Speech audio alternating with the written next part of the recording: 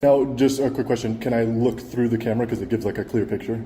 It like saturates No, you the... can't use the camera. If I'm not recording, can I like look through the lens just to view? Like almost like they're my glasses? It's, that would be unnecessary, sorry. I mean, If it helps me see better? If things are like blurry when I don't look through the camera, can I look through it? I've never seen a camera that helps your vision, sorry, but this is... Yeah. It's, I just zoom with that. I can see really, really crisp. A camera is not a crime. Public space is not a restricted zone. The First Amendment is not optional. If they don't know it, we'll teach them. Welcome back, everybody. As many of you guys know, I'm a law enforcement trainer instructor. I train and instruct military and law enforcement all over the country on various law enforcement disciplines to include constitutional law, case law, patrol tactics, advanced criminal investigations, etc. And here in this video, I want to really talk about what this First Amendment auditor is saying. I just want to start this off with, I think it's a brilliant argument, and I think he is making the good case in points that I think if you're into First Amendment auditing for the ideology aspect, I think he's 100% spot on.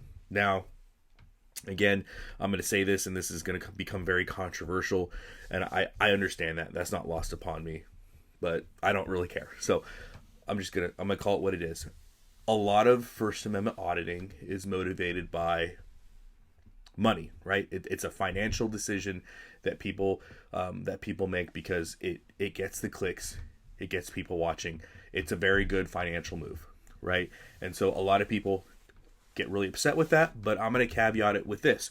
There are other reasons why people First Amendment audit. Some people do it because they just really want a better society, from an ideological standpoint, they want to defend the First Amendment, all that stuff. All that stuff can be true, right? And I'm only bringing this up because I've received, hundreds of comments wanting to pick at this one thing, and I just want to make sure that we can address it here, so I can point case in time in this video like, hey, we talked about it here, go watch it. So here's my message to you. If you think that because somebody does something for multiple reasons, and if one of those reasons is financial, and that somehow takes away from the ideological aspect of why they're doing it, you made that intention, not me, right? I'm not saying you can absolutely have a financial motivation and still have an ideological bent to it. And by me saying that, if you think that takes away from that person's credibility or takes away from their accomplishments, that is you putting that burden on them, not me. Because I never made that contention, nor will I make that contention.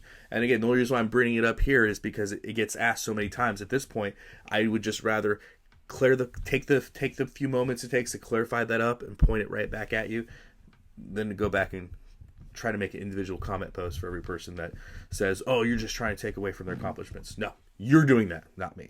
And so now that we got that cleared out, again, I think with this guy's asking, I think he's asking 100% the right questions. So I think the first thing we have to, start with is the case law.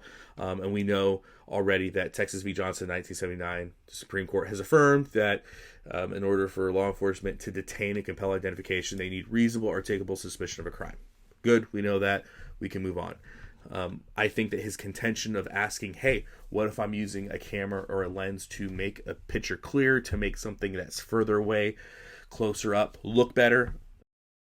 You can see here on the screen, that argument's valid. And because a lot of people, a lot of law enforcement, this is where they mess up, and this is where and you can tell this First Amendment auditor broke this cop. Obviously, this cop is out of his element. I'm not going to speak to his intelligence level because I don't know what it is, but by all metrics, he seemed outclassed here. And so the real contention are you demonizing the equipment or is it the recording, right? Because that's really what it comes down to.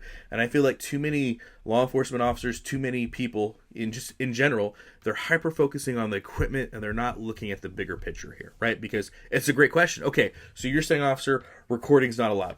I'm not recording, I'm using this to look through. Is that a crime? Right? Is it a crime to come in with binoculars? Is that a crime? Imagine if you had binoculars that were recording, right? So if somebody came in with binoculars, what are you doing? I'm looking around with binoculars. Why? Because I can. Right? So are you is law enforcement trying to over characterize or criminalize or demonize? I think demonize is probably the best word. the equipment, or do they actually care about the recording aspect? Because if they actually care about the recording aspect, you're going to run into problems in the near future. Why do I say that? Well, I think that we see clearly here in this photo right here. Recording cameras, camcording glasses are a thing. People have them. Long Island audit starting to use them more and more. I mean, he still uses all the other equipment to get a show, but I mean, are you going to start saying, hey, everybody with glasses on, we need to inspect your glasses to make sure they're not cameras, right? Even if you walked up to somebody and say, hey, I'm recording, just want you to know, and they don't see you with any equipment, they're probably just going to be like, okay, right? Because people demonize the equipment. For some reason, people equate equipment to they're looking at me in a weird way, right? And again, I've never understood that, but it is what it is. Here's another thing that we have to consider. As you can see here on the screen, bionic eyes, right? What are you going to say to the combat veteran that served his country, lost an eye serving his country, and now has a bionic eye, right? Is the idea that we're going to somehow make him take his eye out before he goes into a public building, or before he goes into the post office or social security office, or goes into a government building? Is the idea, hey, we know you have a bionic eye, so you need to take that out, right? What are the ADA considerations going to be for that? America Disabilities Act, right?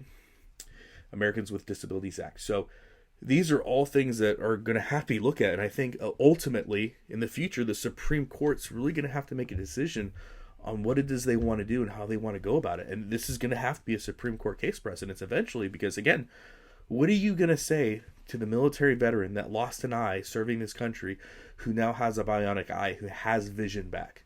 Are you saying that he's going to have to not have his vision because it has the ability to record possibly? You're not going to know it's recording. How are you going to know it's recording?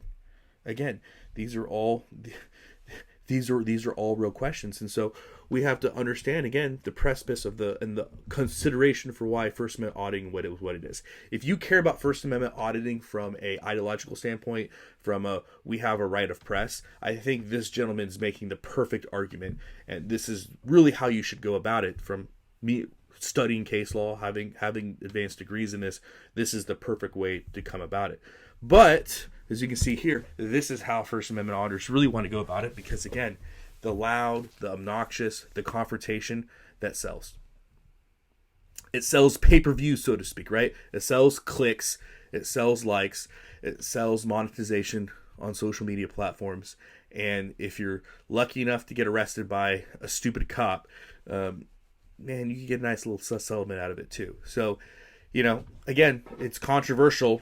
I don't know to who, but apparently this is somehow, speaking the truth is somehow controversial, but we've always known that speaking the truth is. But again, these are things to consider. Again, I absolutely love this gentleman's video. I think he's asking the right questions. I think if you're into First Amendment auditing for the ideological standpoints, and you want ideological wins, and you want that to showcase and protect rights, he's going about it the perfect way. Because there is a lot of ground that you have to support you. Again, the idea that you're going to take combat veterans' eyeballs out because it has the ability to record and they have the ability to see, that's a hard sell. Taking people's glasses off, again, that's a hard sell. I mean, how are you going to articulate that?